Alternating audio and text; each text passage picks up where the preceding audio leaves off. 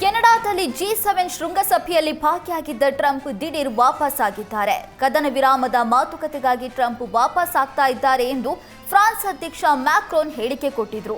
ಇದಕ್ಕೆ ಕೌಂಟರ್ ಕೊಟ್ಟ Trump Iran Israel ಕದನ ವಿರಾಮಕ್ಕಾಗಿ ವಾಪಸ್ ಆಗ್ತಾ ಇಲ್ಲ, ಅದಕ್ಕಿಂತ ಅತಿ ದೊಡ್ಡ ವಿಷಯ ಅಂತ ಟ್ರಂಪ್ ಟ್ವೀಟ್ ಮಾಡಿದ್ದಾರೆ. ಇನ್ನು ಈ ಬೆಳವಣಿಗೆ ಮಧ್ಯೆ ತಕ್ಷಣವೇ ಇರಾನ್ನ ತೆಹರಾನ್ ತೊರೆಯಿರಿ ಎಂದು ಟ್ರಂಪ್ ಸಂದೇಶ ರವಾನಿಸಿದ್ದಾರೆ. ಯಾವುದೇ ಕಾರಣಕ್ಕೂ ಇರಾನ್ ಅಣುಬಾಂಬ್ ಹೊಂದುವಂತಿಲ್ಲ, ಇರಾನ್ಗೆ ಅಣ್ವಸ್ತ್ರ ಸಿಗಬಾರದು ಎನ್ನುವ ಮೂಲಕ ಟೆಹರಾನ್ ಮೇಲೆ ದಾಳಿಯ ಬಗ್ಗೆ ಡೊನಾಲ್ಡ್ ಟ್ರಂಪ್ ಮುನ್ಸೂಚನೆ ಕೊಟ್ಟಂಗಿದೆ. ಯಾವುದೇ ಕ್ಷಣದಲ್ಲಿ ಇರಾನ್ ಮೇಲೆ ಅಮೆರಿಕ ದಾಳಿ ನಡೆಸಬಹುದಾಗಿದೆ.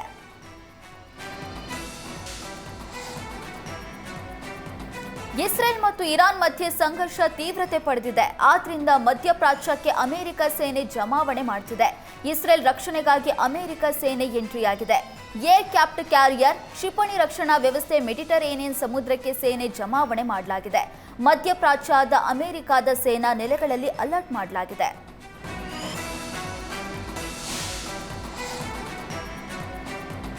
ಇರಾನ್ ಸೇನಾ ಪಡೆಗಳ ಪ್ರಮುಖರೇ ಇಸ್ರೇಲ್ನ ಟಾರ್ಗೆಟ್ ಆಗ್ತಾ ಇದ್ದಾರೆ. ಮೊಹಮ್ಮದ್ ಬಘೇರಿ ಹತ್ಯೆ ಬಳಿಕ ಮತ್ತೊಬ್ಬ ಅಧಿಕಾರಿಯನ್ನ ಇಸ್ರೇಲ್ ಹತ್ಯೆ ಮಾಡಿದೆ.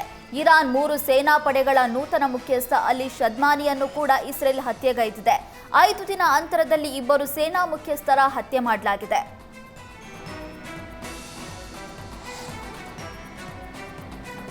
ಏರ್ ಇಂಡಿಯಾ ವಿಮಾನದಲ್ಲಿ ಮತ್ತೆ ತಾಂತ್ರಿಕ ಸಮಸ್ಯೆ ಕಾಣಿಸಿಕೊಂಡಿದೆ.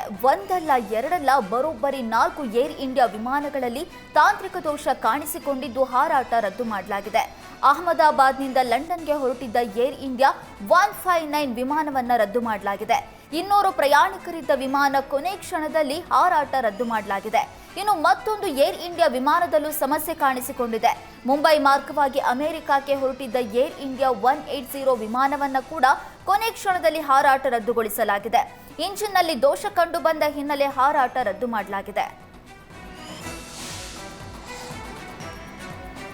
ಹಲವು ಉದ್ಯಮಿಗಳಿಗೆ ವಂಚಿಸಿದ್ದ ಐಶ್ವರ್ಯ ಕೇಸ್ನಲ್ಲಿ ಮಾಜಿ ಸಂಸದ ಡಿಕೆ ಸುರೇಶ್ಗೆ ಸಂಕಷ್ಟ ಶುರುವಾಗಿದೆ.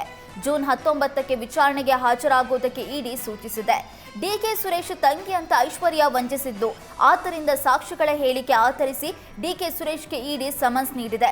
ಈ ಬಗ್ಗೆ ಪ್ರತಿಕ್ರಿಯೆ ಕೊಟ್ಟ ಡಿಕೆ ಸುರೇಶ್ ಗುರುವಾರ ವಿಚಾರಣೆಗೆ ಹಾಜರಾಗುವುದಕ್ಕೆ ಇಡಿ ಹೇಳಿತ್ತು. ಆದರೆ ನಾನು ಸೋಮವಾರ ವಿಚಾರಣೆಗೆ ಹಾಜರಾಗ್ತೀನಿ ಅಂತ ಸ್ಪಷ್ಟಪಡಿಸಿದ್ರು. ಇಡಿ ತನಿಖೆಗೆ ಸಹಕರಿಸ್ತೇನೆ ಅಂತ ಸುರೇಶ್ ಹೇಳಿದ್ದಾರೆ.